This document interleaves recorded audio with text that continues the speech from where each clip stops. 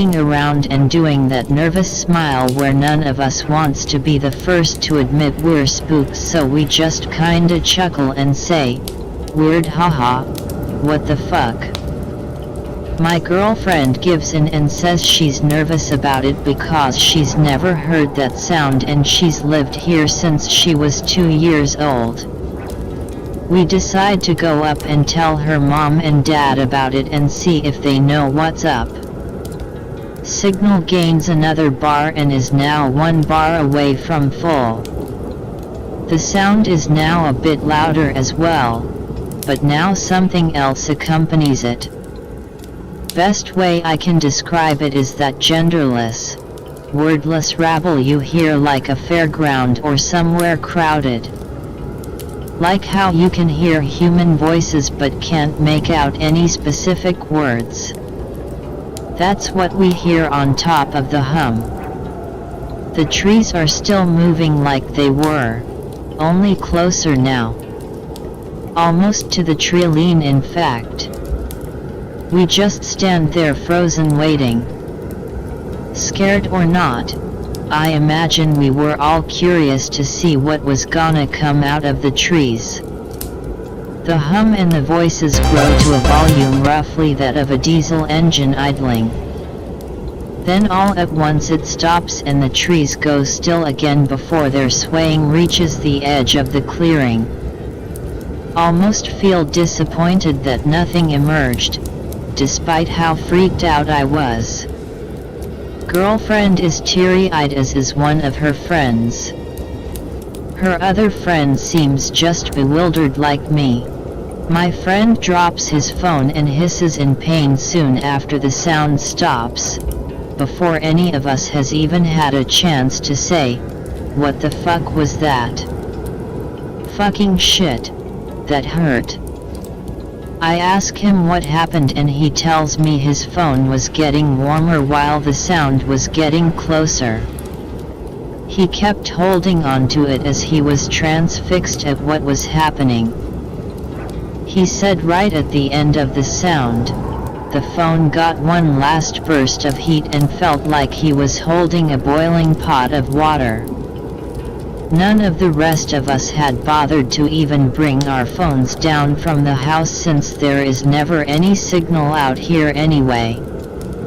Reach down and carefully touch friend's phone and it is actually pretty fucking hot, but no longer boiling pot hot. Phone works fine afterward, only the battery is at 5% now instead of nearly charged as it was before. When we go inside to check out his hand, it's not a serious burn or anything, just more red than the other one. Make a joke about the exploding iPhone batteries and tell him to join the Team Android and we all laugh. Stay inside and watch Dumb and Dumber the rest of the night. Her parents didn't know WTF we were talking about the next day, and to my knowledge it never happened again. But her and I broke up last year on bad terms and haven't talked since, so I don't know after that. My friend and I still talk about it when we hang out sometimes. I want some scary daytime Inwood stories. I'll start. Be me. 7th grade. Friends with a kid called Charlie, kinda short, Asian, Justin Bieber hair and also funny as hell. School ends at 2:30, stay until 3 to catch some weirdo black kid we had been making fun of for the past 2 days. He starts getting mad and yells, "I'm telling. Run off like assholes." Woods behind school. Run to the front entrance to get out without being spotted by staff because the gate staff had already fucked off. Get to the woods behind the school. Calm down and just start walking. He says his parents don't really care and mine don't either. Been walking for almost 20 minutes. Talking about music. The retard black kid. He was a fucking midget and would spurt out in class every single day. Also Charlie had him in my most classes. and other shit that was boring and I don't care about. Eventually find a cool little tree with markings in it. Some guy whose name started with R with a heart between another name, Kayla. Charlie spends time outdoors and around other wooded areas and said it looks recent. I get the funny idea that just in case they come back we should give them a nice gift. He says that he has a hunting knife in his backpack. Highly illegal? Probably, considering he brings it to school every single day. He carves a guy with a huge wiener fucking another guy in the ass just above the words. The carving is actually near the bottom of the tree, so I tell him to move aside, get close to it, unzip my pants, and piss all over it while he laughs. Finish up, rezip pants, keep walking through the woods with my slightly piss-stained shoes. Somewhere between 10 and 15 minutes later we hear this weird-ass half-growl. If you've ever had a weird autist kid in your class who makes noises and when he gets angry he actually goes doer. That's literally what it sounded like. I get spooked. Sounded far away but still could prob catch up. He gives this weird half-chuckle, quietly, and turns to me. Sounded like name of autistic kid at our school. Now I'm giving the weird half-chuckle but he laughs a bit too loud for comfort. The noise comes back again. It sounds like it now has recognition in his weird grunt. Charlie literally turns white. I just say run. Butterflies in my stomach, actually painful. He turns to the direction of the noise and back to me super quick. Felt like a shitty cutscene in a game. Nods. Grab him to be vaguely following the direction I think leads to the school. Start running. Feels like a mile-long run even just starting out. Cut my leg open a little bit on something. I don't remember what, but I know it wasn't a thorn. Find a big-ass field area. Nothing I've ever seen before. Start talking while running. My voice sounds like a fucking drowning fish at this point. You know this place? He replies, what? Yelling. Repeat myself. He says, I don't fucking know. Keep running for a little longer. If this was the right direction we would have found the school by now. Turn right. I'm in front of him by a little. He immediately switches his body. I hear a faint ass crack and he yelps like a dog. Feels so out of breath. Keep running, then jogging. Find school eventually. When I got home it was about 5. Me and another friend who drew a lot tried looking for the field. Was hard as shit explaining all of it to him and he didn't really believe me. I couldn't find it. I've got one that isn't necessarily scary but more just weird.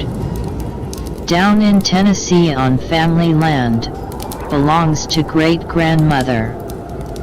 Really hilly area. House in a small valley near a creek. Road we call the holler that leads up to a cow pasture through hilly woods. I like taking long walks around the forest in this place. But typically we keep to the trails because riding four-wheelers is easier there and because of snakes. Decide to go exploring today. Go about halfway up the holler before turning off to the left, jumping over a little creek that runs alongside the trail. Tall thin trees all around.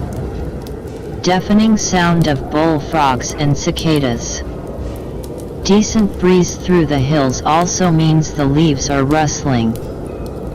It's that time of day where the sun is just beginning to set and everything is kind of bluish. I'm walking around. Keep in mind this is private property too. Find a couple of trees with orange cloth lashed around them. Follow the trees. Eventually find what looks to be a really shitty hunter tower made out of a ladder that is basically nailed to a tree with a shitty metal platform. Nearby there is what appears to be a really old campfire with broken chairs around it. Poke a bit at the ashes and realize there is something in them. In the ashes, covered by them, is a plastic Walmart bag. Tear it open with a stick, and the whole thing is filled with scraps of cloth with plaid and denim patterns, like someone shredded clothes and put them in a bag. Don't really know what to think of it, but getting creeped out, and feel like I'm being watched, probably just because it was weird. I never saw anyone out there. Move onwards, back towards Grandma's house, but still going through woods that I haven't been in before.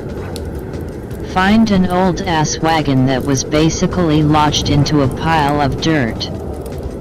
Crazy old horse-drawn wagon of some type, the wood all warped and rotten. Bust a couple pieces of the wood, reveals some old quilts or something. So I continue on from this wagon. Weird that it's out on our property and so close to where we usually go. Reach a part within clear sight distance to the holler, about 20 to 30 paces away from it. There's just a door standing there. It isn't painted or anything, but the door frame around it looked like it had some white paint on it once. There are no walls, debris, or even a foundation. Looking back, this just screams trouble, but for some reason, I decided to open it. Little me probably thought it lead to some Harry Potter-ass wonderland, but looking back, this is the kind of shit that gets people killed in stories. Reach out to the doorknob. Old corroded brass or copper or something like that. Try to turn it and it sticks a bit. Finally turn it and go to pull.